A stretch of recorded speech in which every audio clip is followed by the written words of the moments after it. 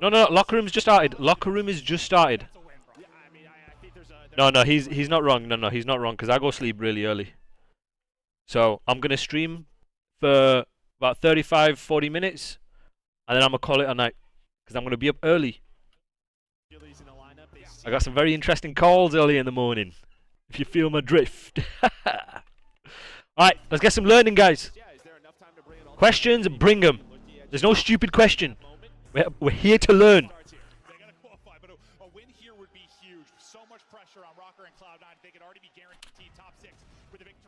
Miami? No. No, I won't be joining Miami. I'd love to, but won't happen. I coached Jose, won't happen. Wow, that's a good fucking break off here. Let me steal this shit. I'm going to steal this shit for ranked. So what do they do? Alright, so who am I watching? I'm watching Brandon. Where's Brandon playing in this situation? Bro, I'm not going to do that. I'm not going to do that. Like, if I'm playing ranked, I need someone to bait for me. I promise you, I ain't doing that. I'm not doing that break. Unless you're setting me up, I ain't doing it. You can do it, but I like how they do it, though. I mean, this is a variation that all pro teams do. Is they'll insta hit it, they'll show pressure here. I'm a bit surprised that Toronto didn't pick it up, because it's such a common break. It is such a common break to have people sending it on this side of the map, right? Paco does it, Envoy does it, these guys do it, we do it. We have literally a break like this. Appreciate the raid, Amelia. We have breaks like this on Control too. So I'm a bit surprised no one played for it. I was expecting like Toronto to do like something like this. So like one guy here, double, boom, and then if he sees nothing P3, process of elimination, you know, okay, nobody's P3, right, I'm going to turn around and watch the pinch. Especially when you're playing Kyler and Ant, like they're going to be hitting lanes, they're going to be taking timings. So right here, a bit surprised on this break, but I think maybe the reason why they did this break was because they watched a previous Optic vault, and they thought maybe this is what they do. This is some of the issues when you try and hard counter breaks, is teams change it up. So when you hard counter a break, you got to be quick with it. When you don't see it, you got to be quick with it. I think Toronto will be fine for champs. I think Toronto will be a dark horse for champs, personally. Alright, chat. You guys have been in my stream long enough. What do I want 5 doing here? What do I want from 5? What do I want? What do I expect 5 to do? Right here. Good. Good man. As you saw with the ranked, I'm using my talent. I'm out-talenting people with my skill. My skill. I get a free life. I'm getting these kills, baby. I'm like Kyler, use your talent. Throw a stun, slide counter around, fucking take these chows, bro. But they should read this. When you spawn here, it's because you've pushed out on this side. Either they'll be calling out, yo, either they're challenging lights or they're challenging cat. So when I get my 100% reads right on ranked, it's because of that. I know now with the state of the game that, okay, they're either pushing that side of lights or they're pushing that side of cat. It's very easy. So, what do you guys see that Toronto have done well here? What do I keep preaching to you guys? When you come off spawn, this is a linear break. What do I always preach the first guy to do? Always. Let's see if you guys have been paying attention. And by the way, any retweets on my stream is much appreciated as well. Let's get people in here. Any retweets, any love, anything like that? Let's get people in here. Let's learn together. And Swaggy, I don't want you to answer. Brighty, I want you to answer. What should the first person be doing, general rule of thumb, on a break? On a blend? What should he be doing? This is on you, Brighty. No, Swag, you're an A-star student. I don't want any more from you. I send you my love on Zell. Nick, I love that about you. Yes. Yeah. The first person, ideally, based on where he spawns, is going to be the one to set up the next wave break, right? He is the one who is going to take the route, because more often than not, his timing will be favorable for then everybody else to refill the closest lane to hill. So this lane here is the QRP. based on the objective, right? Quickest route possible, okay?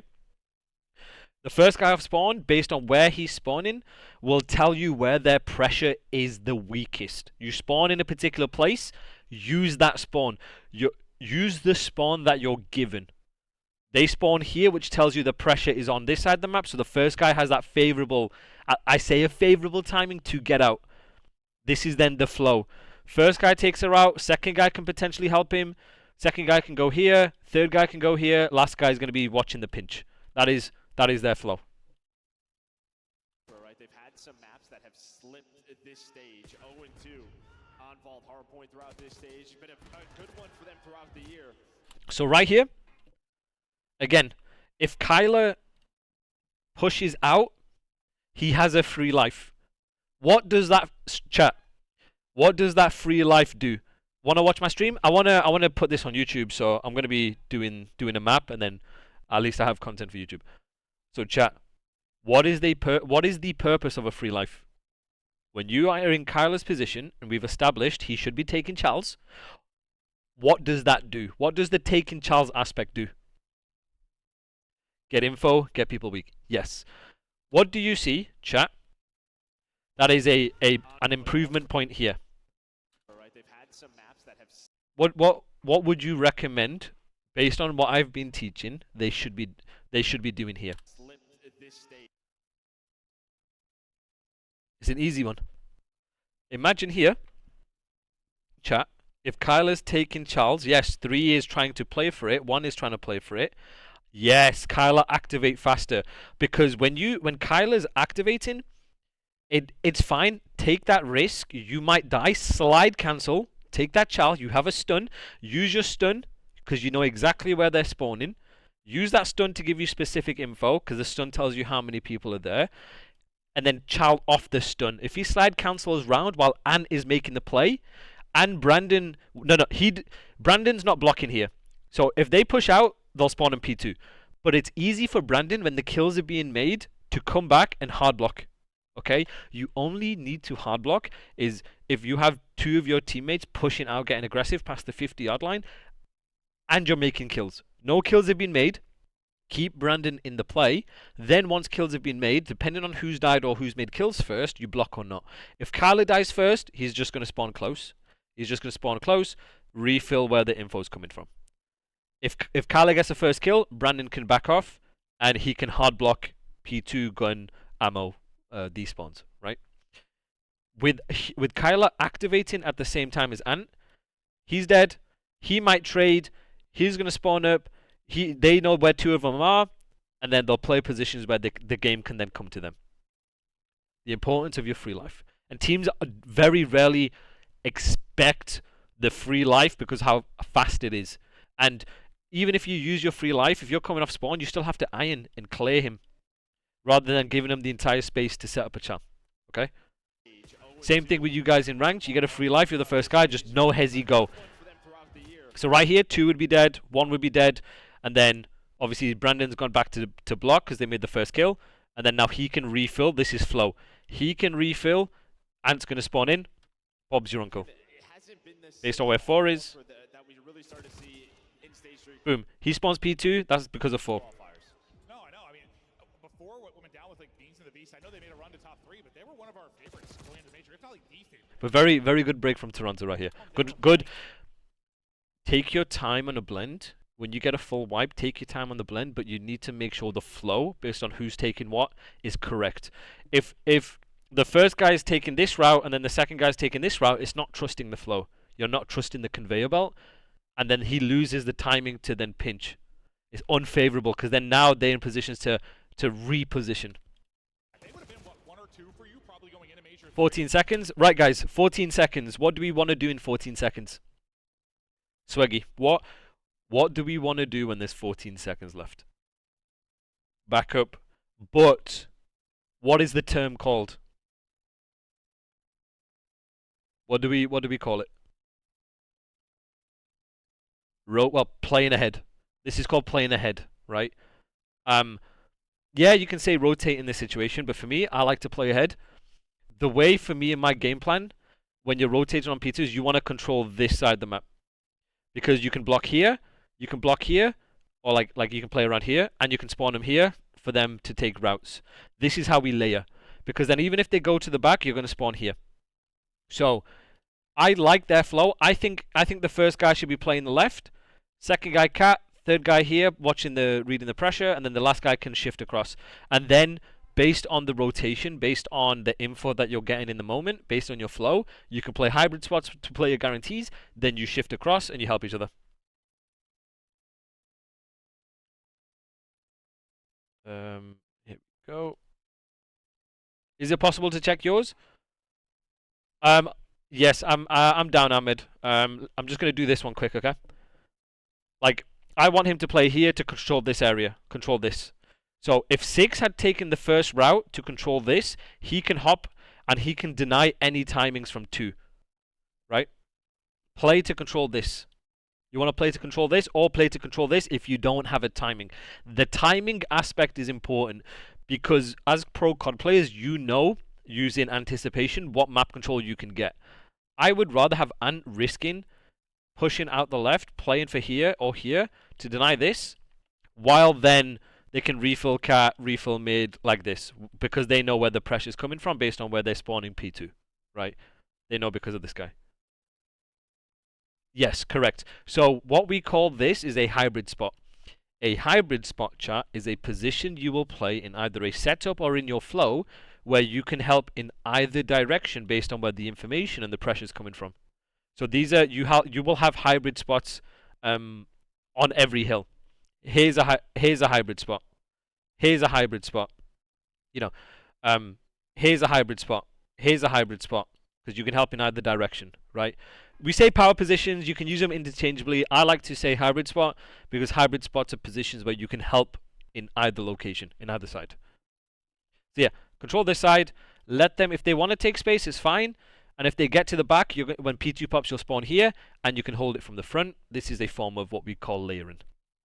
Still, you'll take a third place finish with Mercules, but they're trying to get back to what. So right here, I would like it if it was swapped. I think if Ant is playing aggressive, and then Mercules is picking up cat.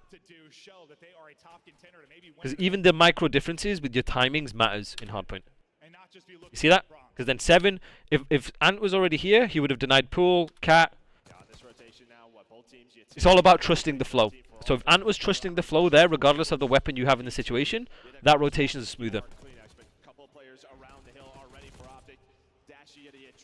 Yeah, I should. I'm only going to do this map. I will only do this map though. Good. Hive mind. Very good. Good team, Charles. So I want you guys to... Damn. My flow's ruined. They've got me out of flow, guys. So this is a fantastic example of just doing something together. I know Optic's game plan is ideally to cut through this, but they don't have the hill. This is like a step 2 thing, right? I don't mind Kyler banging through when they've made kills and then forcing trades out. Ideally, though, you want to play through ammo. My question for you, chat, is when they have time. So imagine this is the enemy setup, right? Some variation like this. Why is it important to control this side of the map first?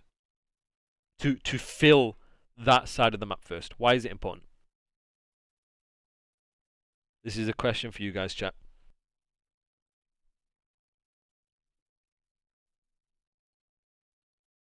To slow them down, okay. Cut off the support, yes.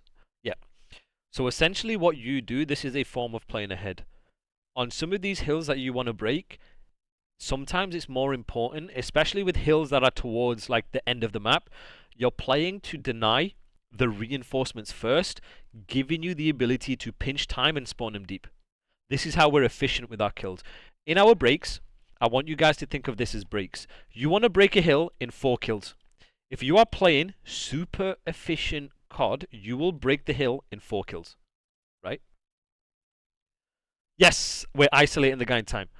If we're playing super efficient COD, you are breaking the hill in 4 kills. In order to do that, by taking routes and by controlling certain parts of the map, you deny and predict what power spots they're going to control. Remember, guys, the same hybrid spots and power spots that you guys will play, they will play. It's a power spot for a reason. So by anticipating how they're going to flow, by anticipating where they're going to be, you're playing ahead. You're then playing to deny this. You're playing to deny this to then spawn them that slightly bit deeper in the assumption that you're blocking.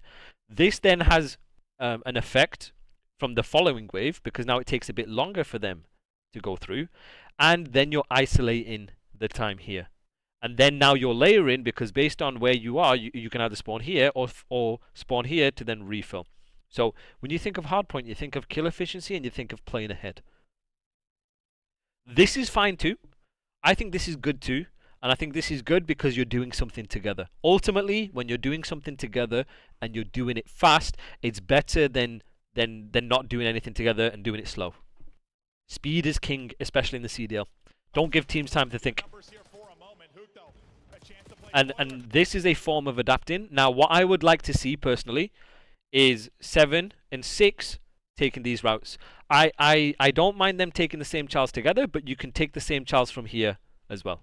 This is what you call taking routes that complement each other, conducive routes. So right here, I don't even mind if Brandon is playing for outer, these guys are playing to cut, and then playing to push him and spawn him like that bit slightly deeper. You see that? Now, they spawn mid. Had they already taken these routes, and this is why flow is very important, 2 would have spawned back here. And there's a difference between spawning here, and spawning here based on how far you're pushed out. Guys, this is very important in hardpoint because then you have time to think, then you have time to get into power spots. Brandon is one of the best ARs in the game. No doubt, right? You make him feel comfortable if he can sit on a power spot and farm. If Brandon can look at the center of his screen and he knows exactly where they're coming from, he is the best AR in the game. One of the best ARs in the game. He's shown that year after year. And so it's up to these guys here to then set him up. Omni movements on in Optic Texas are in. Lead change looming if they can hold. They'll lose a player on the next push that comes in from Ultra. Hercules just trying to play his life. Trophy out for coverage. Utility to use. Well, this is fantastic from, and look at Shotzi here, guys. So even then, let's say you don't stick to the GP, you do what you think is right in the moment because you're hive minding.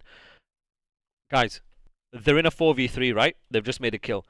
What is Shotzi doing that's fantastic right here? What has Shotzi done here that is fantastic? What has Ant done here that is fantastic? No. Swaggy, in this case, the second part is not right. What do you guys think he's done here? That his stats are not going to show. He'll show in the eliminations, but it's not going to show in this. Have a think, chat. Have a think. Yes, good. Good. Got them all week. This is what we call taking fights together. This is aping, and you need to give Shotzi props here. This is fantastic. This is a world champion right here, right? This is Shotzi being selfless. I don't ever want to hear people say that Ant is a beta and he doesn't know how to play with his team. No. This right here is a selfless ass play. Look what he's done. He's made a kill and he's given Kyler +2. Because they're all focused on him. This is one of the biggest differences between the pro teams, with your LATs and your phases, and one of the biggest differences between ranked too. That selflessness. Hold on, let me check my phone. What's going on here? Someone tweaking? And this is the only type of like selflessness you will get from these top players. This is a situation where it's not about your kills and your deaths right here, and you need to give him props for that. Fantastic. Doing exactly that, taking fights deeper out palm side, but you lose your play. Right. What is 6 going to be calling out here? Chat. What is 6 going to be calling out here? You tell me. What should 6 be saying right here?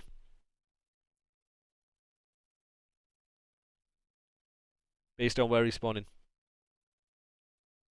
Toronto spawning old? Yes. So, Toronto spawning old, but what else most importantly?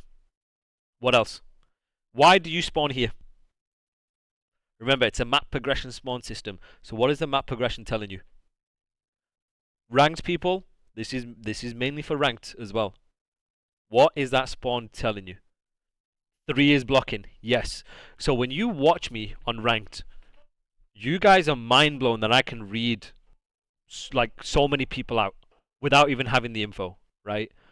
Because Ant knows right here, based on where he's spawning, that someone is blocking from elbow, from outer palms, from this area. And you can call out, yo, one is probably elbow. Just call it out, one is probably elbow, right? That's the amount of comms that I give, right?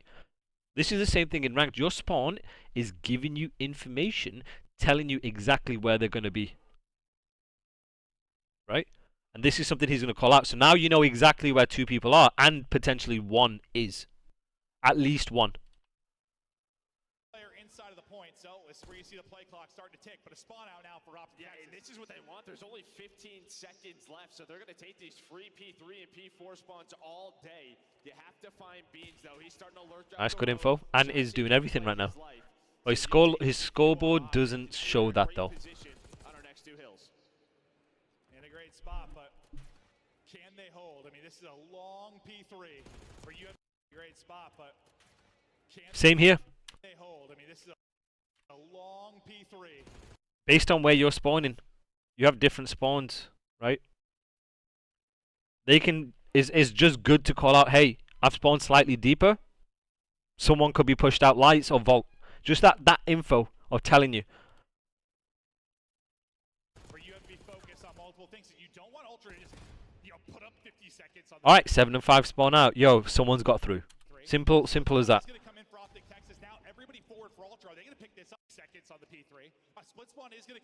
And exactly where you spawn on a flip will tell you like exactly where they are. So like you get this weird spawn back here, you know, okay, someone's here.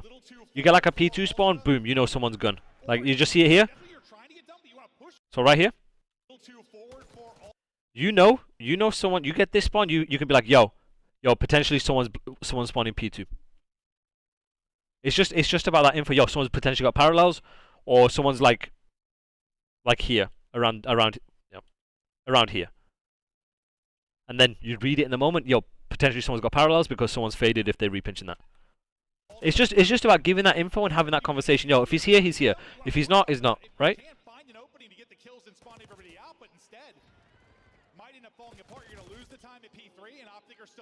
Yeah, I just don't even know if they were like ready for that, right? No, not at all. See that? You get this spawn, right? Boom. Someone's pushed past the time around here. The splits come in. You just call it out. Even if you're wrong, it doesn't matter. It's better to have that info than not. Good rotation. Now, when you get to P4, you want to control this side of the map first. You want to control this first. Because this is how you layer. You want teams to hit old because you're going to spawn on time. Our P4s are insane because when we can control this side.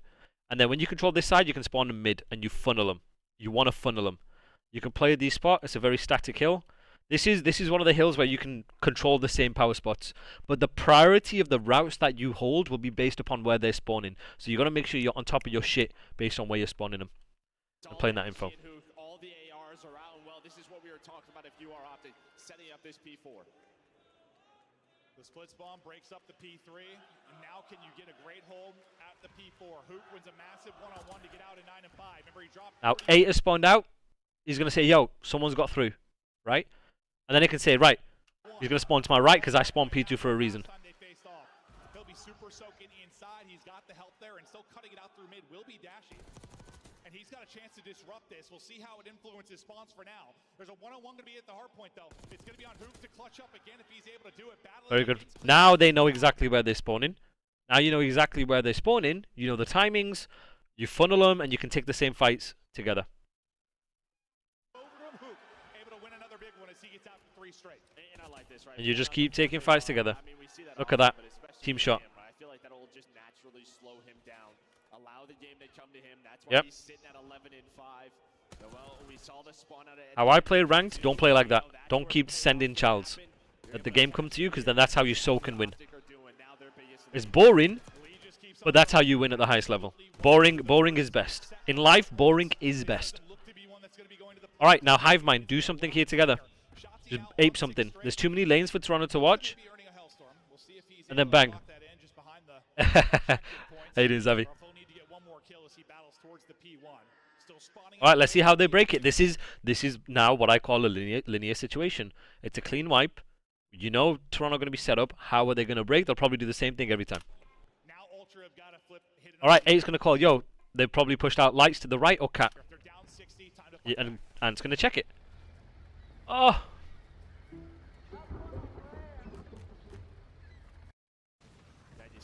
So Ant will take their route. Yep, just the furthest one. Yep. And they have a streak too. Look at Ant just being so annoying. Very good plays from him. Excellent from him. Look at that. This is annoying. Fantastic. Now they know exactly where they're going to spawn. 5 knows, okay, potentially parallels.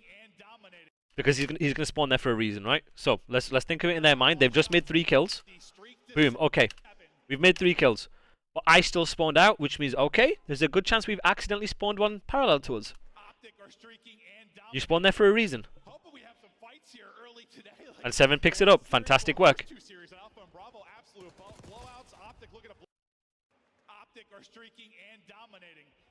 Brandon gets that info, and then it allows Shotzi to rotate over. That's fine. Like it is what it is. Like in a different world, Ant gets a 2-piece here. Shotzi gets a 2-piece here.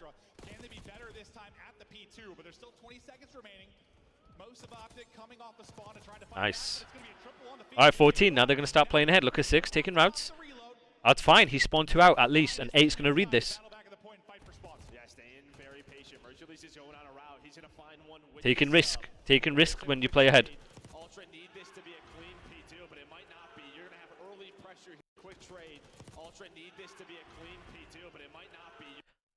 What can you guys tell me about 7 spawn? This is a question for you, chat. Zavi, this is a question for you. When 7 spawns here, what does that mean? What does that mean? I want you to start understanding the difference between spawns. Remember, this is a map progression spawn system. So you tell me. So right here, look at number 7.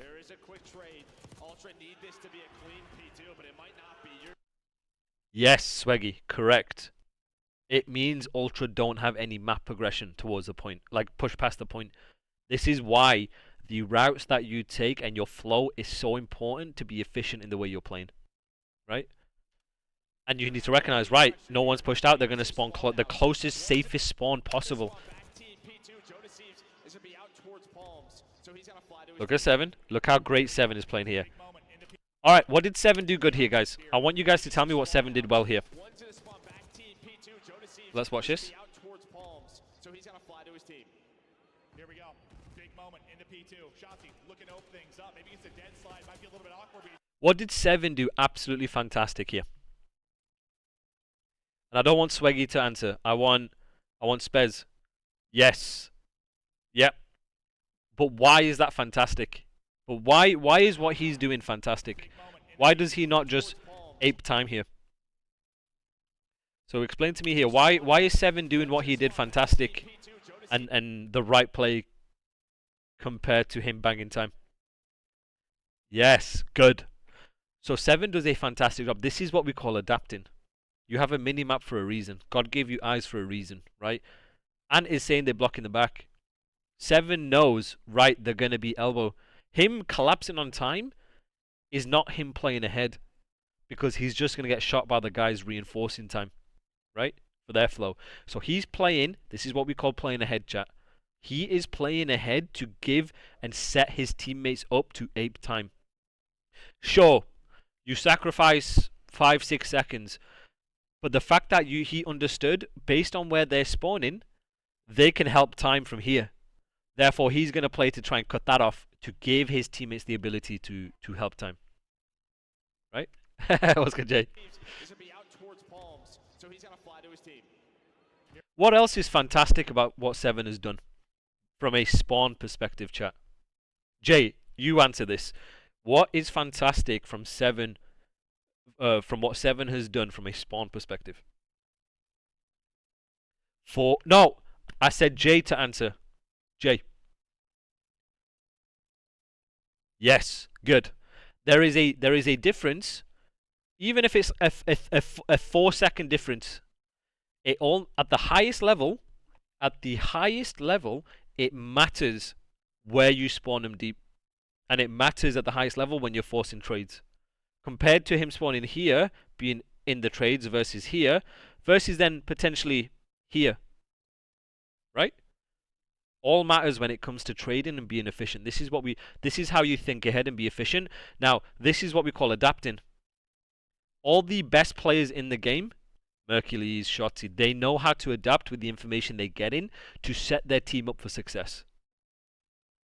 They'll never spawn ammo there, but for the most part, since he's smack dab in the middle, it's mostly blocking the upper left, which is forcing the people. Yeah, exactly. But now if he pushes here, you can spawn him here. As long as you're hard blocking here. And you get them spawning even deeper. Now, if two people end up pushing out that side and you give up the back, then you spawn them behind. If it's just him pushing past, and let's say 8 and 6 are here, then they're still going to spawn deep. They won't flip. Unless Mercules is in guilds. But, very good answer. Here we go. Big moment into P2. Shotzi looking to open things up. Maybe it's a dead slide. Might be a little bit awkward. Very good. You see the differences here? The slight difference between him spawning here and him spawning here. Right? That couple second difference is the one of the biggest things when it comes to trading.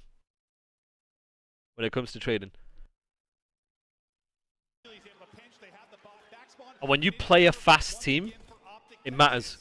There's 4 or 5 second differential in thinking, in using your minimap, in setting up a team push, in setting up a team play is very important for the macro. Yes, exactly. That is different to that, and that all matters. One we was blocking the back and pushed up cat, and they spawned back. Yes, so the further you push out this way, if you block here, here, here, and here, there's a spawn here and there's a spawn here. You have to be absolutely in guilds for them to still spawn on this side of the map. They can spawn behind you here. There's like a spawn here, normal spawn here, boom, boom, boom, boom, boom. If you are like in a position like this, you're blocking everything. So the game wants to spawn them out. But if you are, it's called a weighted spawn system. The further you are one way, the further back you have to be on the other, in order to hard block it. It's a weighted spawn system. Yep. That's something you have to recognize. Push, exact. I fucking love you, Xavi. You've been paying attention. It's a push-pull system. That's the exact word I've used at the start of the year.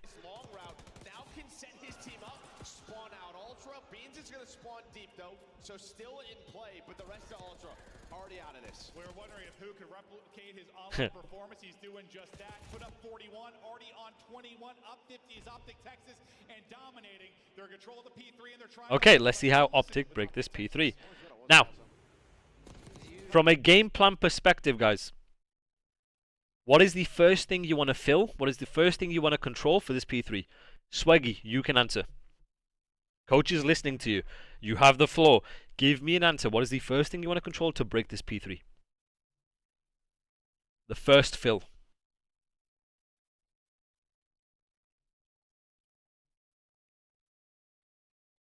Both sides. From both sides, what is the first thing you want to control?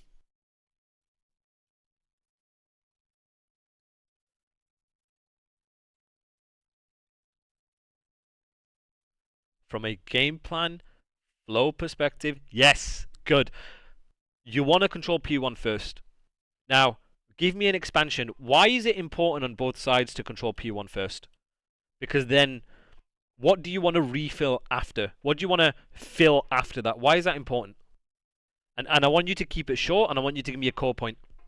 Let's keep the answers short. Why do you want to do that? Make sure you guys are retweeting the stream as well. Let's get more people in here.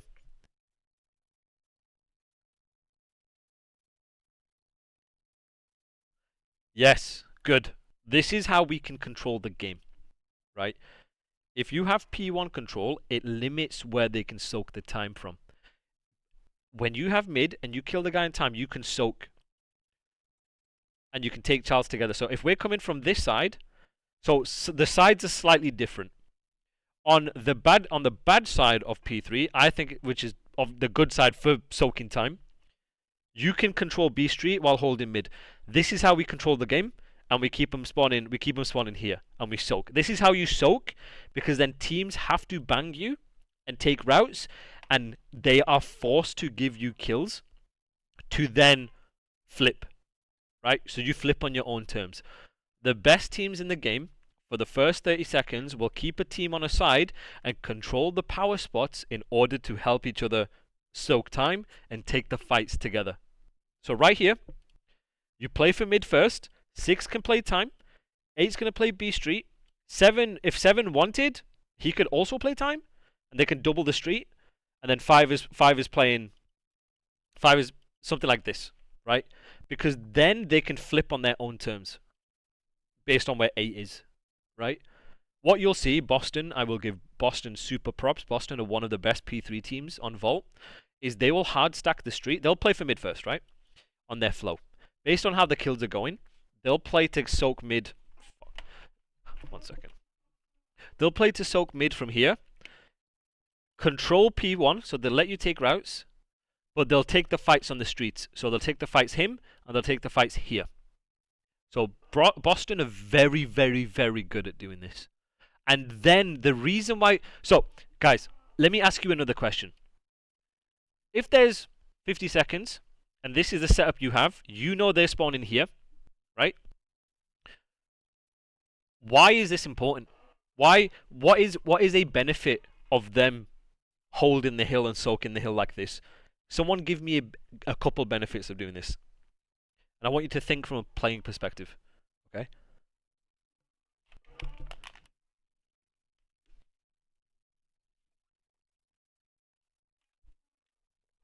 Why is that important? So think of it from a macro perspective. Think of it from a fundamental perspective. So let's not nitpick, let's keep it simple. What is the benefits of doing this? Playing these hybrid spots, outer, hybrid spot inner, time, and then P1. So what is the benefit? Imagine Boston is in blue. What's the benefit of stacking through street like this, soaking from mid-con while also having mid-control? What's the benefits of that? While they're spawning here. Okay, Zavi, good answer. Soaking time, good answer. But let's get more fundamental than that. Remember, guys, whenever you have feedback for players, you want to keep it translatable. You want to give them the time to, you want to give them the knowledge to think. This is what I call guided discovery. So, let's keep it fundamental. How can we... Good. Okay, Swaggy, fantastic. Good answer. What else? So that's a translatable concept. Good. What else? What does that do? There's 2 things you can do from that. Remember, guys, let's keep it fundamental, translatable. Let's not try and nitpick too much. What do you think?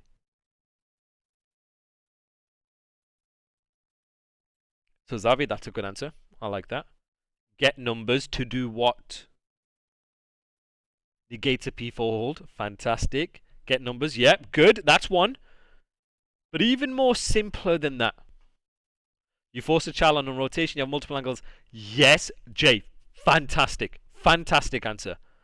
No, we're being too specific now here. Even let's keep it as general as possible. When you have 3 guys watching the same lane, what does that allow your team to do? What does it allow your team to do? 3 guys looking at the same way. Come on, guys, it's simple. Nope, not routes. It's very generalized. Bang it, but team, yeah. Jay. I might have to make you a mod. You, right now, Jay, first class honors, 4.0 GPA. You might be my favorite right now. Right now, you might be my goddamn favorite. Chat. Yes. Team shoot. Take fights together. The reason why you have setups, the reason why you have hybrid spots, is you let the game come to you. Oh, Swaggy, I love you too, guys. I love you all equally. I don't play favoritism. Okay? Except if it's Paco. But that's besides the point. So you let the game come to you. You let the game come to you, right? Which then allows you to take Charles together. When you take Charles together, you have multiple guns looking at the same lane. You will know from a timing perspective if people are taking routes if done correctly. Okay? Which then gives you the ability to flip what I call flip on your own terms. Let's flip on your own terms. Soak the time, then we flip. Let the game come to you, then we flip. On LAN, you die instantly. If you guys notice, very few teams play with the same pace that they do online compared to LAN because you die so quick. Everyone holds irons, so it becomes a very iron heavy, take the same fights type of gameplay, right? Let the game come to you. You soak in time, 15-20 seconds, and then when you fight together, then you chow. That is why this P4 side is at a disadvantage, is because you have multiple things to worry about. You're worrying about not flipping and then trying to soak time. Because then if you overextend and take routes and you die, all the guys have to do is just run through time to flip. If you get two people pushed out on the 50-yard line and you aren't blocking this or this, they will flip. So at that point, playing for spawns is a detriment because you're trying to do multiple things. You can flip from vault here. Yep. So right here. This is fine. This is fine. Now it's not fine. Right? This is not fine. Why, chat, why is this not fine? Why do I not necessarily agree with Kyler's play? Why do I not agree with Kyler's play here? Why do I not agree? What is my issue with what's going on here?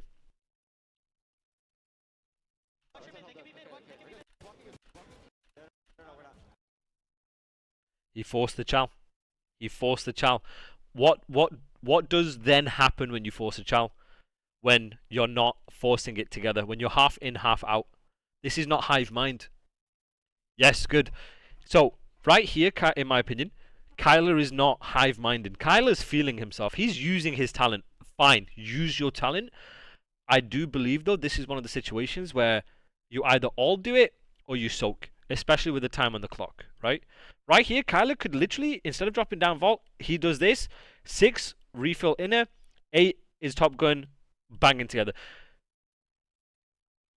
He overcooked and forced. Yes. Yes, agreed. He overcooked, forced a chal, and then he's now delaying the push, which, yep. But then you're also giving the team a free pinch. A free spawn pinch. That is the worst thing you can do. Right? Let's say, for example, P4 is about to pop and you need to make a push into art and get into the back to force P2 pool spawns. You can team shoot the guy top art, create the space to push into art, and quite simply take each L1 board. Yes, good. Good. We'll talk about that after. That's part of the 3-1 concept. But yeah, fantastic, Jay. Genuinely. I don't think he goes into vault. Because if you stay into vault, that's a position where you can, based on where 7 is, because he's past the 50, you can spawn him behind. Right? You don't want them flipping, no. What soak? The best teams on hardpoint, we had this for the past 3 years, is wherever they are spawning, keep them there. You should be well versed enough and set up enough and understand the hybrid spots and the power spots and your flow to keep them in a particular place, and then soak and then flip on your own accord. This is how you control the chaos. Let the game come to you.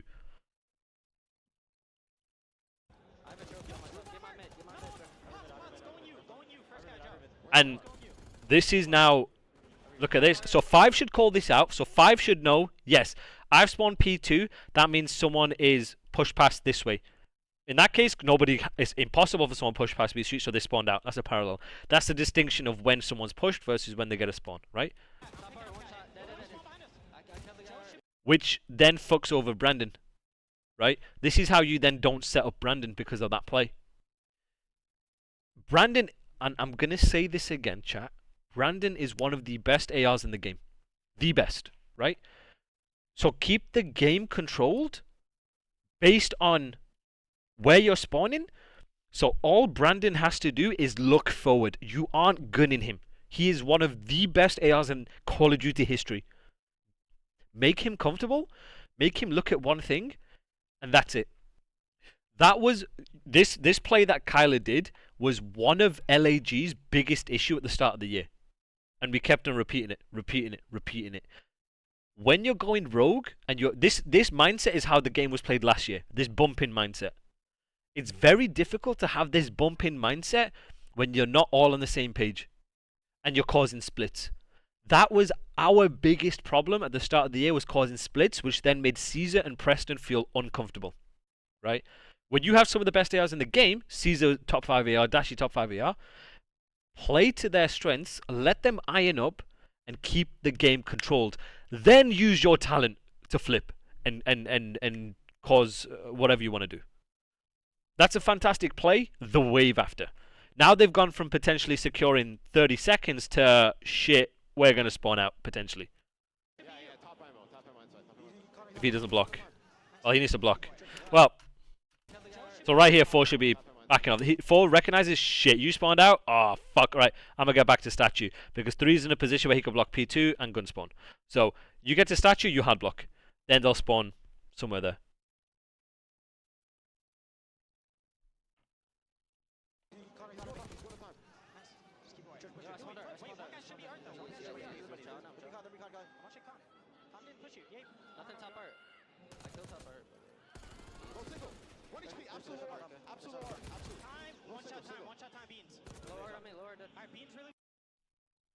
It's the patience, and I genuinely understand it from a pro player perspective, because you go from last year where bumping is you want to bump. You want to get kills and bump, bump, bump, bump, bump. But on this game, you have to be careful with how you bump, especially if you have multiple people on their side of the map, because the game will want to flip. 2 people on their side of the map, the game is like, it's not safe. Unless you are hard blocking, I'm going to flip. Right? That's why it's very important you let the game come to you. You understand timings, you force teamwork, you have good flow, you have good hybrid spots, and then you can flip on your own terms. And that, again, that was the biggest struggle we had all year, and it's very difficult to instill that in a short period of time, because you're going against player tendencies. When people get into flow, they don't recognize when to slow down, right? That's why some of the SMG players at the start of the year were struggling a little bit, trying to slow down from a pacing perspective. And it's very difficult to instill that as a coach in a couple weeks while you're just trying to figure it out.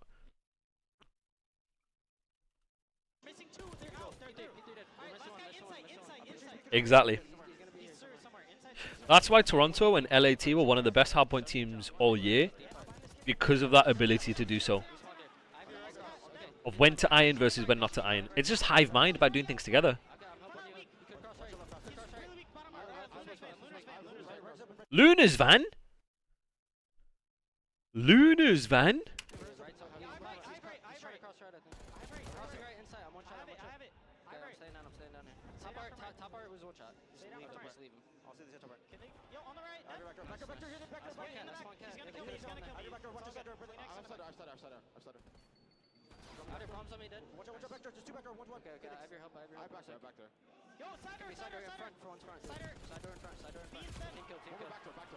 He's got motion. Yeah, he does.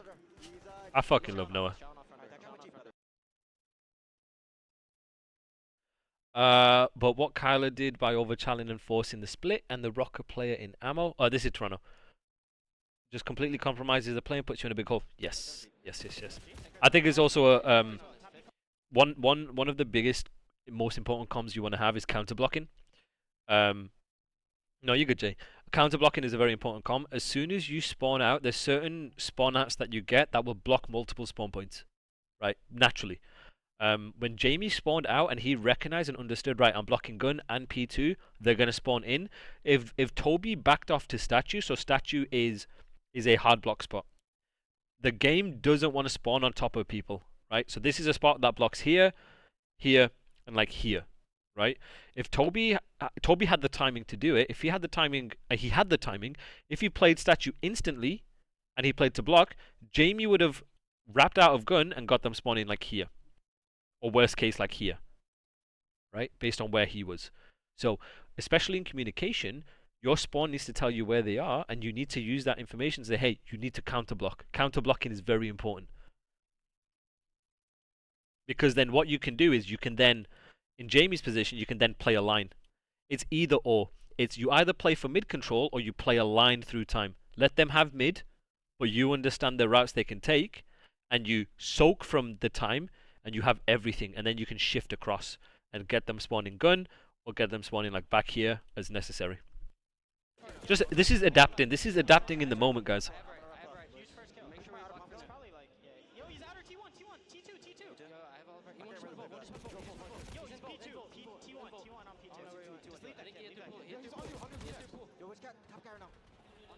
I was working on something I was going to make available to some of you guys probably in about 2 or 3.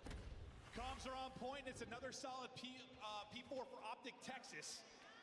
All right, guys. Comms are on point. It's another solid P4 for Optic Texas. Great stuff there. Push the lead out to what, 60, 70 points in control. Yeah, overflowing comms is very bad. That's an issue we had. When you overflow comms, especially with the tone that you have, it makes it feel like you don't have the time to make a play. It feels rushed, right? The worst thing you can have as a competitor is the game feeling rushed, the game feeling fast.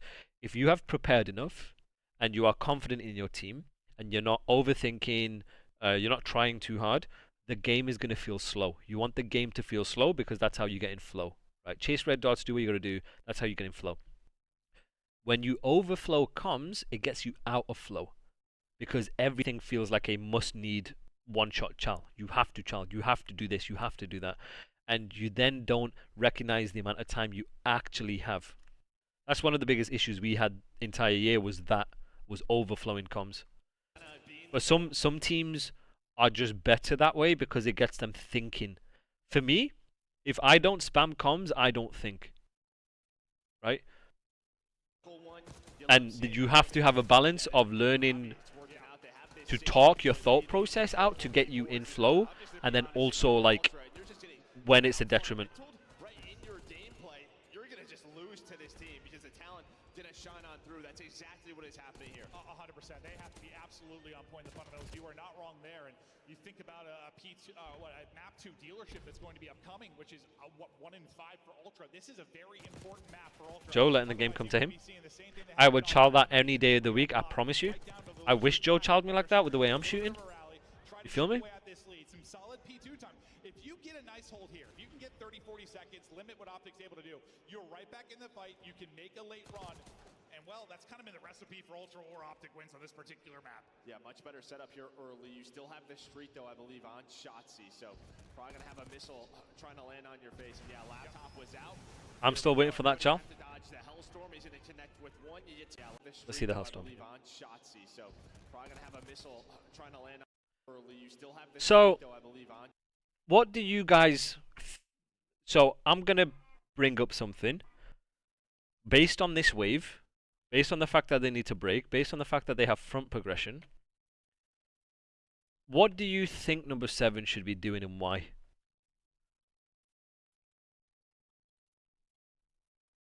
Based on what I tweeted the other day. Come on, chat. This is a very easy question.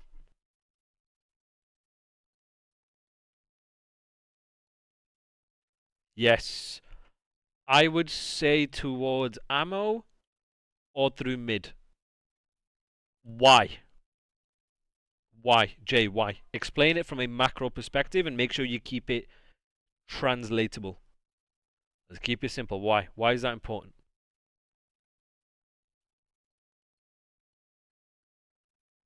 Mid watching the spawn cross. Okay. Not flip them. Nope, Swaggy, not necessarily flip them. That's not the main reason why.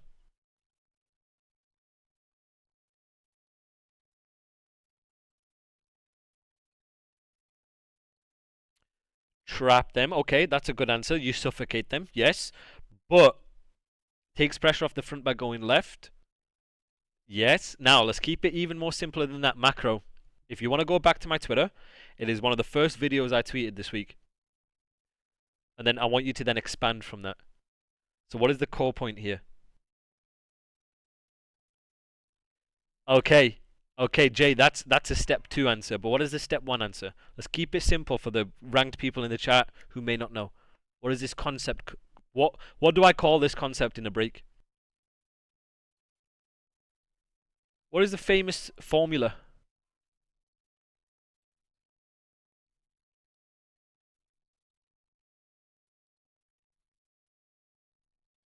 Three one. Yes, this is a 3-1. So he takes the timing on the right for them three to, obviously when he's out of his streak, to hit the front. Why? I know he's in a streak, so I get it. I get it. He's taking QRP, and they're just going to ape time. I get that. But let's take the streak out of it. Right? Even then, even on the streak, I still think he goes round. But now let's go into the micro. Why is that important for him to do that? What does that allow for his team? What does that allow? What do you notice here? What happens when you do a 3-1?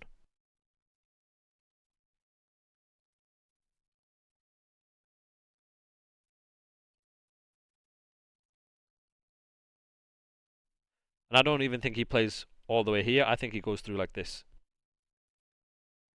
Playing as a team, good. So we're taking, we're taking complementary routes. So we're taking complementary routes to break. So let me expand on that. What is the importance of taking complementary routes in a break? So we'll go on that first. What is the importance of doing that? What does that allow you to do when you take complementary routes?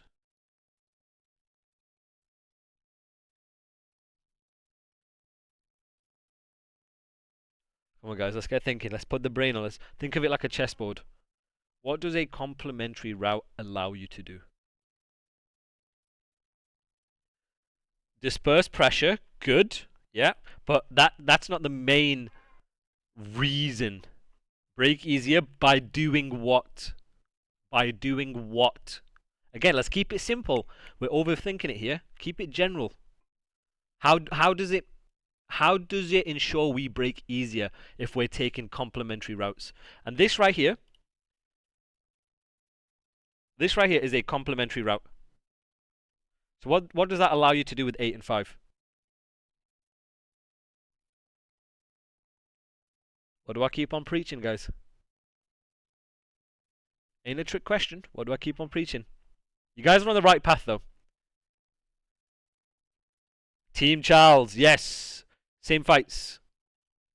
By taking complementary routes, you take the same fights. When you take the same fights, you're efficient. You trade. You have numbers, right? But then also, what does a 3-1 allow? Playing for trade's good. Now, what does a 3-1 allow? Now, notice the map. If, let's say 7 was here. What does doing a 3-1 allow?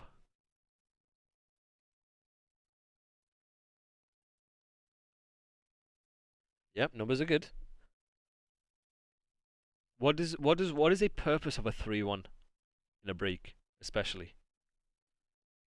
Cut support, good. I like that. That's a good one. But more importantly than that, what does it allow? I'm gonna put one letter in. That's a T. What does it open up?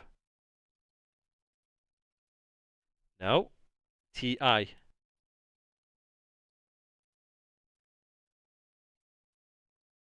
Close timings. Yes. Doing a 3-1 opens up micro timings. Look at 3. Look in here. When their mass is coming through front, he's going to turn around and watch this. Or he's going to keep watching this. In either situation, there is going to be a timing open. A timing open. That's why 3-1s are so important.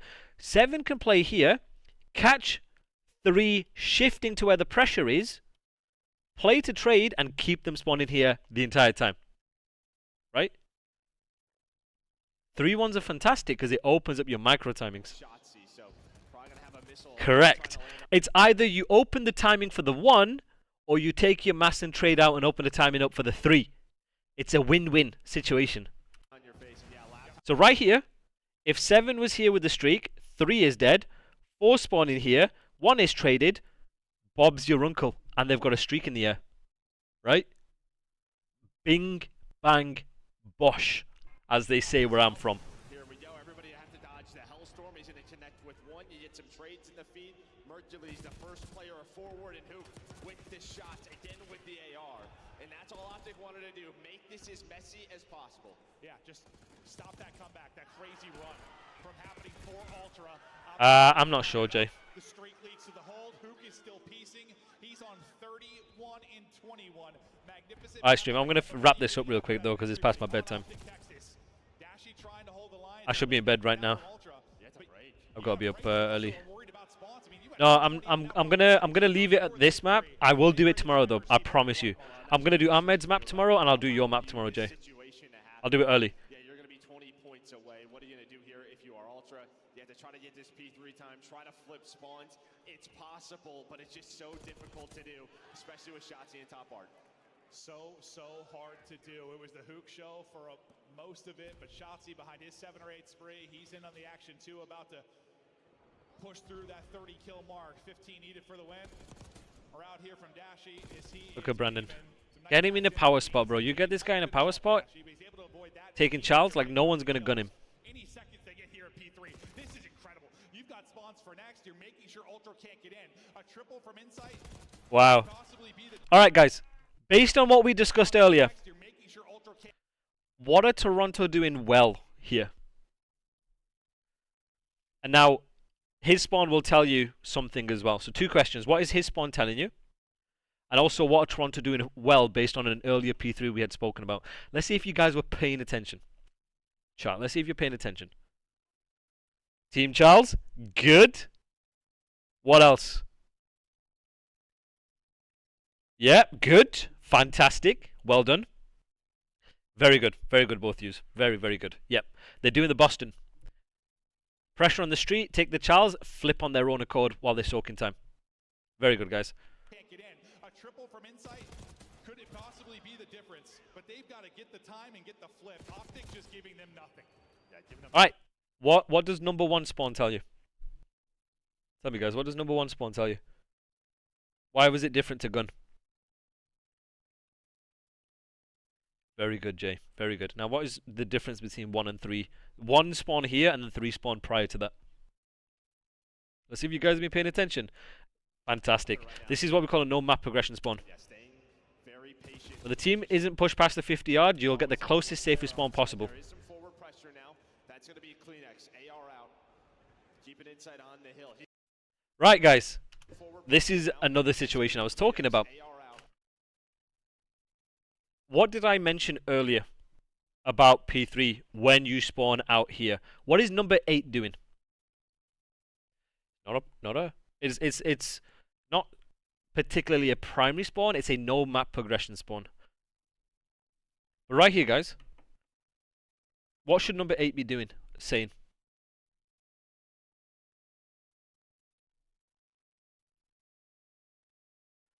Okay, you spawned out.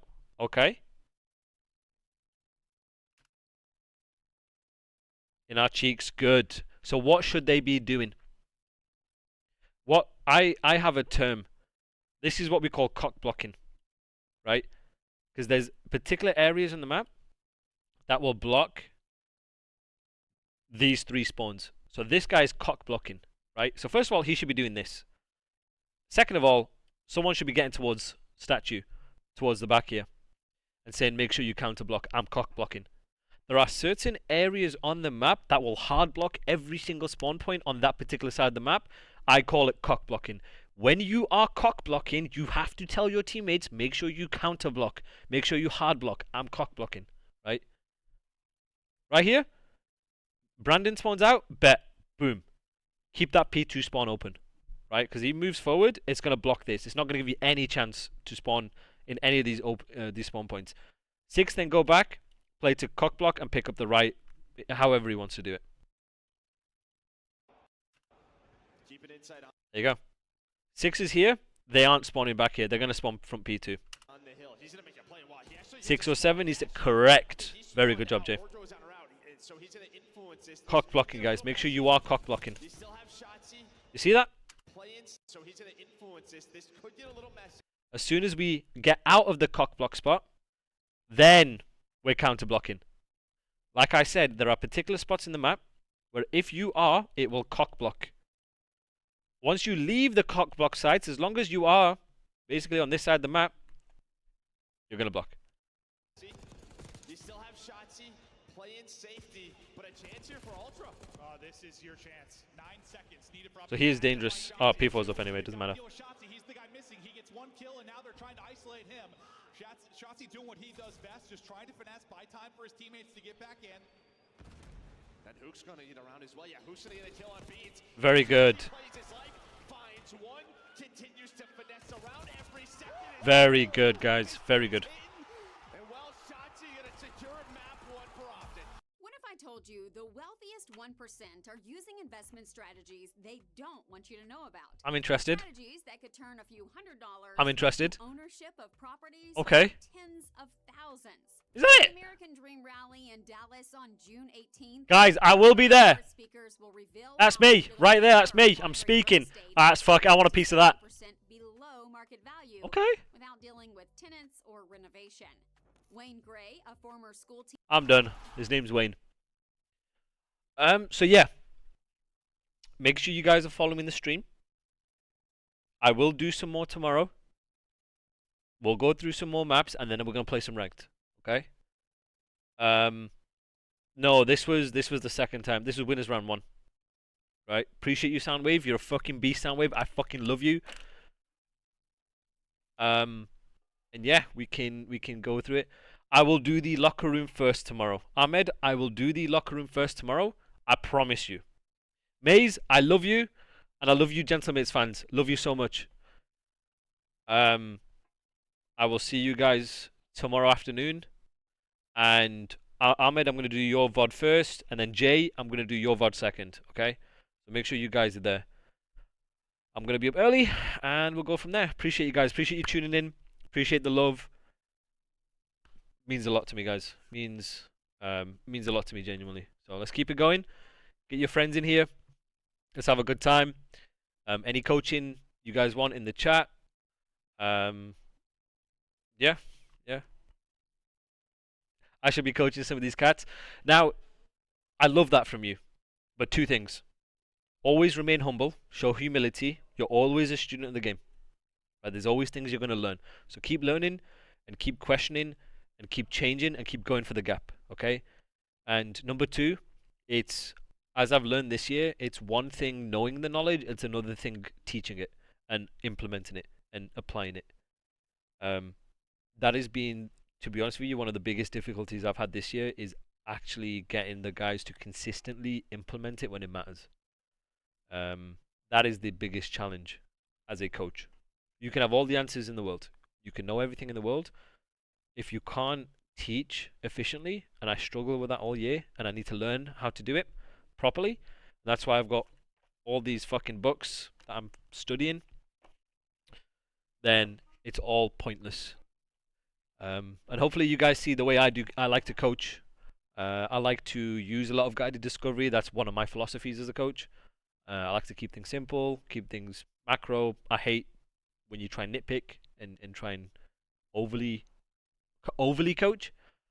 That's not me. That's never been me. But yeah, you can see the way I like to do things. Yeah. Anyway, I'm waffling on too much. I apologize. Follow me on Twitter, Instagram, TikTok, website, and yeah. If you guys, Swaggy. If we want to have a stream and just talk about coaching, talk about culture creation, talk about mindset, philosophies, psychology, I'm very happy to do that. You know, I'm going to be announcing something soon. I'm pretty sure. And then from that, I'd happily just go through everything that I used to do. Just go through there, help as many people as I can. Not saying I know everything, but I put a lot of time into this and experience into this. So, yeah. Appreciate it, guys. Take it easy.